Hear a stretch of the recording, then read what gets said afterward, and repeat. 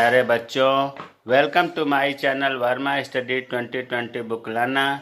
मैं UP board के class 11th के छात्र छात्राओं के लिए इकोनॉमिक्स सब्जेक्ट को हिंदी माध्यम से मैं फुल कोर्स कराऊंगा। यदि आप फुल कोर्स करना चाहते हैं तो मेरे चैनल को सब्सक्राइब कीजिए और बेल आइकन को प्रेस करना न भूलें, ताकि जो भी वीडियो मैं अपलोड करूं उसका नोटिफिकेशन आपको सबसे पहले मिल सके।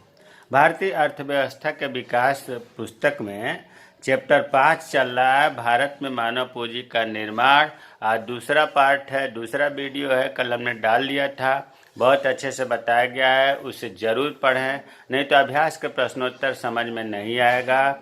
कल वाला वीडियो देखने के बाद ही इस वीडियो को देखें। तो अभ्यास के प्रश्नोत्तर में 1 से 8 तक इसमें है। पहला प्रश्न है कि किसी देश में मानवीय पूंजी के 2 प्रमुख स्रोत कौन कौन से हैं।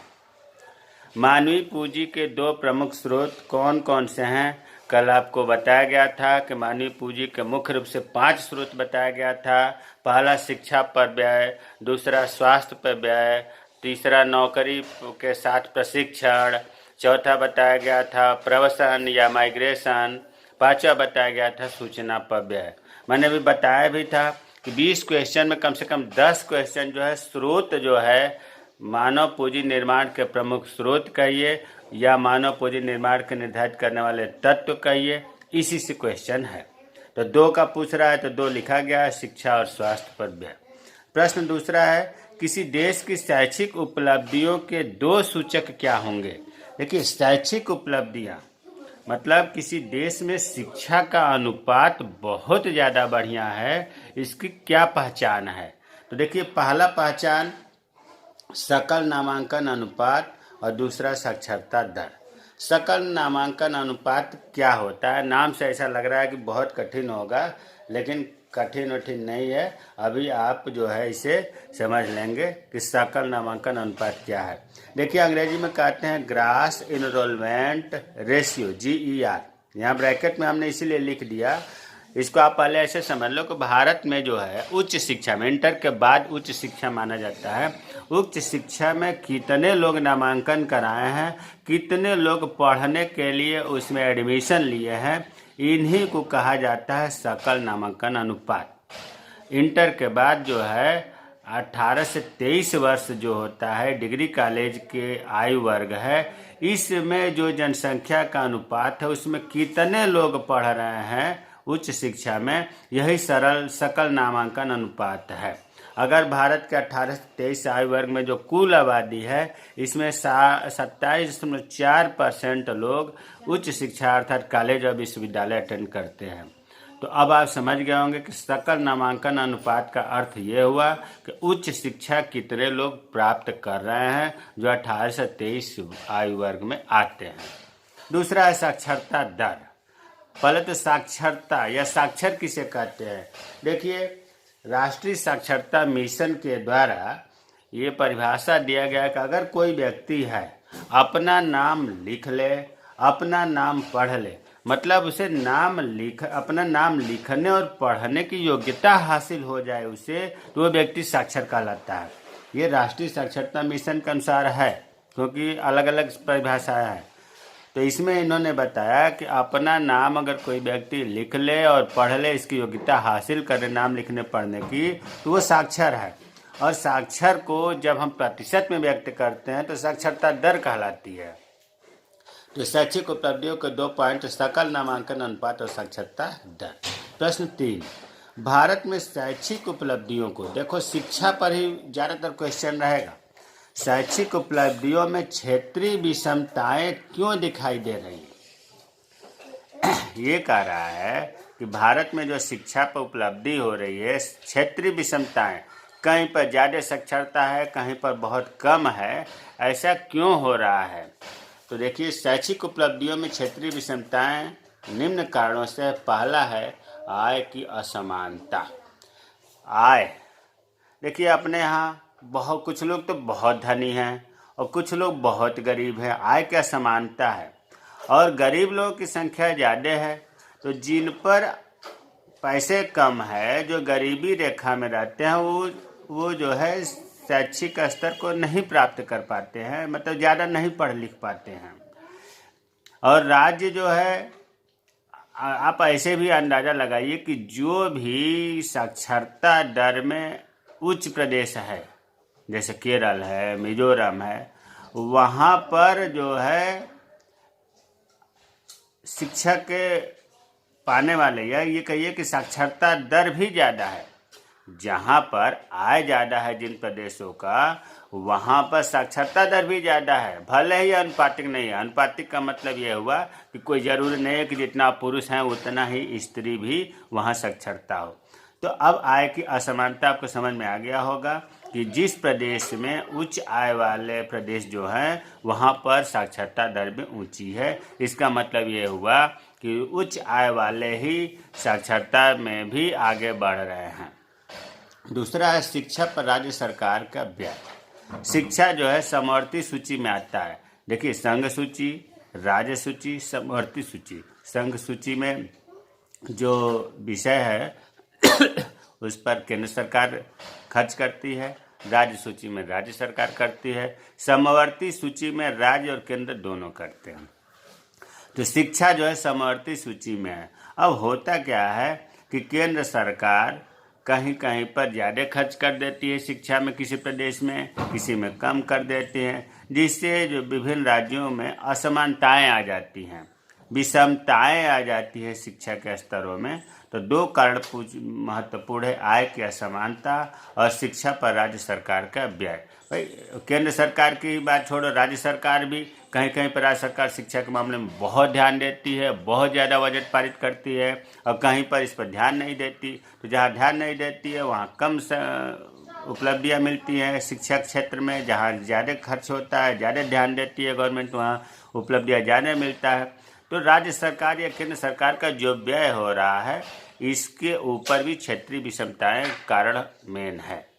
अब चौथा है मानव पूंजी निर्माण और मानव विकास में अंतर स्पष्ट करें। देखिए, मानव पूंजी निर्माण तो पाठ चला ही और आप पढ़े भी, अभी क्वेश्चन आंसर चल रहा है। मानव विकास जो है नहीं पढ़ाया गया, वैसे ये पूरा एक चैप्टर 12th में है, लेकिन यहाँ भी आपको समझ में आ जाएगा। देखिए, पहले तो हम अर्थ की बात करेंगे। अभी आपने मानव पूंजी निर्माण में देखा कि शिक्षा के द्वारा, प्रशिक्षण के द्वारा, स्वास्थ्य के द्वारा मानव संसाधन का विकास ही मानव पूंजी निर्माण कहलाता है। अभी हम लोगों ने कल के वीडियो में पढ़ा है। मानव संसाधन का मतलब मानव से हुआ। जब हम मानव को शिक्षा के द्वारा, प्रशिक्षण के द्वारा, स्वास्थ्य के द्वारा उसका विकास करते हैं, यही तो मानव पूंजी निर्माण है। मानव विकास का अर्थ होता है, मानव विकास का अर्थ होता है मानव का सर्वांगीण विकास करना। सर्वांगीण विकास में जो है शारीरिक, आर्थिक, चारित्रिक, मानसिक, आध्यात्मिक सबका विकास करना पड़ता है, तब मानव विकास कहलाता है। सर्वांगीण विकास में स्वस्थ शरीर भी होना चाहिए, स्वस्थ मस्तिष्क भी होना चाहिए, साथ ही साथ जो उचित विकास का अवसर प्रदान करने वाले प्राकृतिक पर्यावरण है, सामाजिक आर्थिक पर्यावरण है, ये सब उपलब्ध होना चाहिए और अच्छा होना चाहिए। तो मानव विकास में आप इतना केवल याद रखें कि मानव विकास मानव का सर्वांगीण विकास करता है।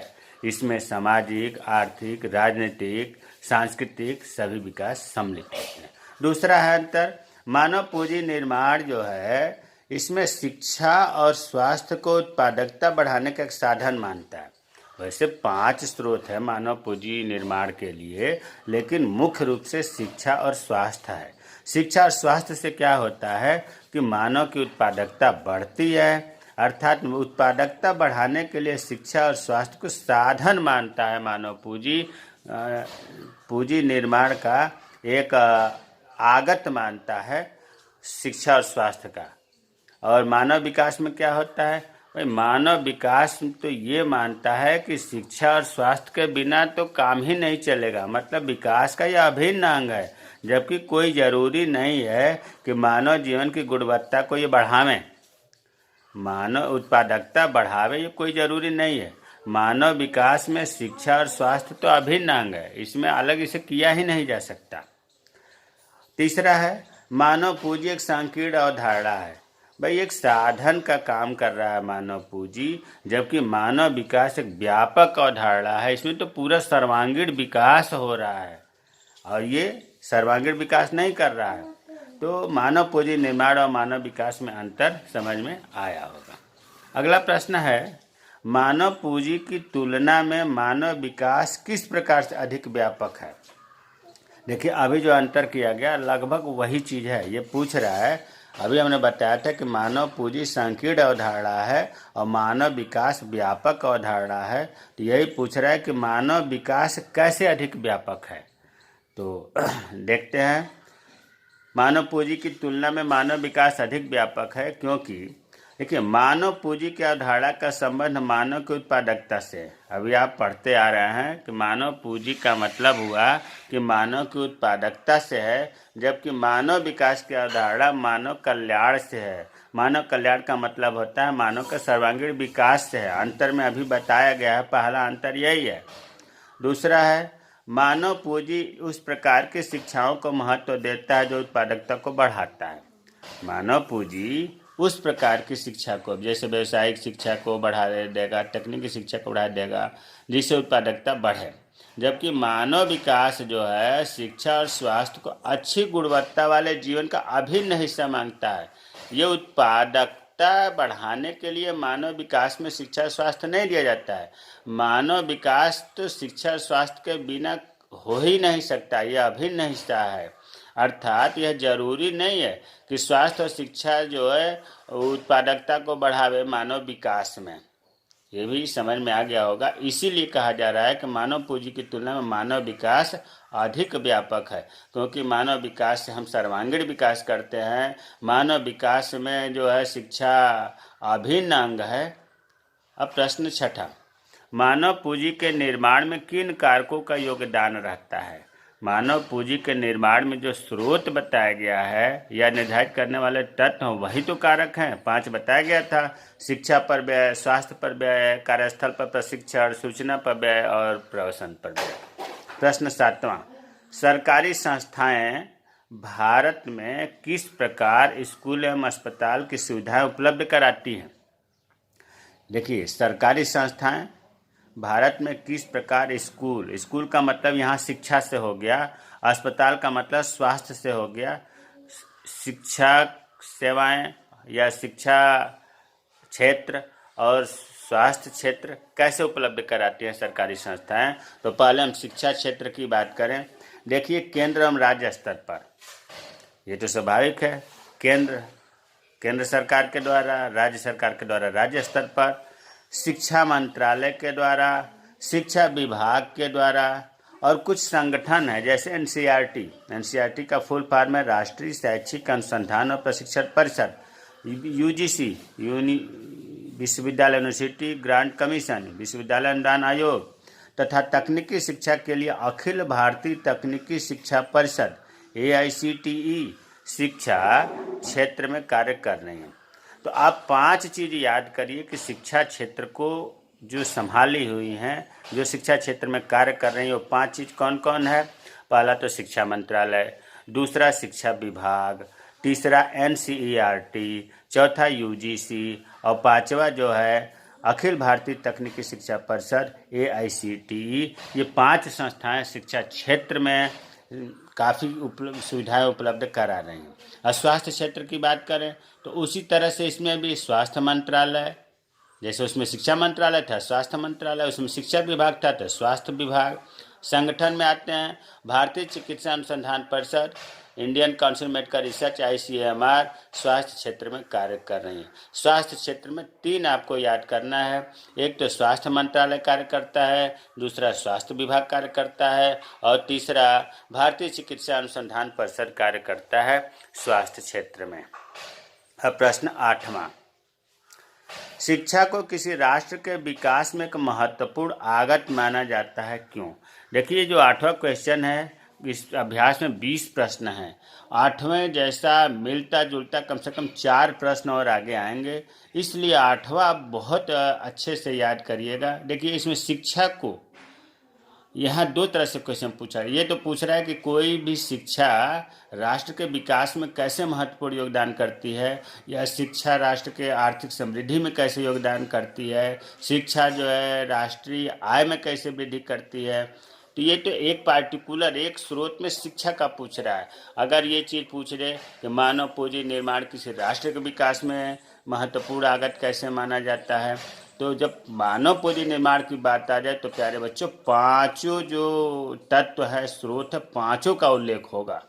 लेकिन अगर ये पार्टिकुलर शिक्षा का पूछे तो केवल शिक्षा का होगा, स्वास्थ्य का पूछे तो स्वास्थ्य का होगा, ट्रेनिंग का पूछे तो ट्रेनिंग का होगा। तो मानव पूंजी निर्माण का नाम लेते ही पांचों स्रोतों का वर्णन होगा। लेकिन यहाँ पूछ रहा है कि शिक्षा का राष्ट्र में क्या योगदान है। आगत का मतलब होता है साधन। राष्ट्र के विकास में शिक्षा का महत्वपूर्ण साधन है, क्यों है? तो देखिए, राष्ट्र निर्माण के लिए शिक्षा एक महत्वपूर्ण आगत है, क्योंकि शिक्षा से व्यक्ति को अधिक आय अर्जित करने की योग्यता देता है। भाई जब पढ़ेगा लिखेगा तो काम बढ़िया मिलेगा, काम बढ़िया मिलेगा तो अधिक कमाएगा, स्वाभाविक है। शिक्षा जो है व्यक्ति के साथ साथ पूरे समाज को लाभान्वित करता है। व्यक्तियों से तो मिल करके समाज बना है। जब व्यक्ति को लाभ होगा तो समाज को होगा, स्वाभाविक है। शिक्षा से अच्छे नागरिक उभर कर आते हैं। पढ़े लिखे लोग अच्छे नागरिक कहलाएंगे। शिक्षा से विज्ञान एवं प्रौद्योगिकी का विकास होता है। साइंस और टेक्नोलॉजी शिक्षा से ही तो संभव है। रिसर्च होगा, अनुसंधान कृषि के क्षेत्र में, परमाणु विस्फोट के संदर्भ में, या किसी भी क्षेत्र में शिक्षा से ही तो संभव हो पाता है टेक्नोलॉजी का विकास करना। शिक्षा से लोगों के मानसिक स्तर का विकास होता है। शिक्षित मनुष्य आर्थिक सामाजिक विकास में ज़्यादा योगदान देता है। भाई सामाजिक विकास में, आर्थिक विकास में पढ़ा लिखा व्यक्ति ज़्यादा योगदान देता है। सातवां है, शिक्षा में मानव की क्षमता का संवर्धन होता है। शिक्षा के द्वारा मानव की कार्य क्षमता बढ़ जाती है, क्योंकि वो दिमाग से कार्य करता है, इसलिए उसका श्रम बेकार नहीं जाता। शिक्षा अनुसंधानात्मक दृष्टिकोण को विकसित करती है। शिक्षा जो है रिसर्च करने के लिए भी प्रेरित करती है। तो 8 पॉइंट जो शिक्षा का राष्ट्र के विकास में योगदान है, ये तो आप बहुत महत्वपूर्ण है, याद कर लीजिएगा, क्योंकि आने वाले क्वेश्चन में घुमा फिरा करके यही शिक्षा के महत्व को राष्ट्र के विकास के प्रति, आर्थिक समृद्धि के प्रति घुमा फिरा करके यही प्रश्न पूछा गया है। मेरे चैनल को सब्सक्राइब कीजिए। प्यारे बच्चों, जो चीज़ समझ में ना आ रहा हो कमेंट बॉक्स में कमेंट करें, मैं रिप्लाई करूँगा। मुझे उम्मीद है कि वीडियो ज़रूर पसंद आएगी। जय हिंद, जय भारत।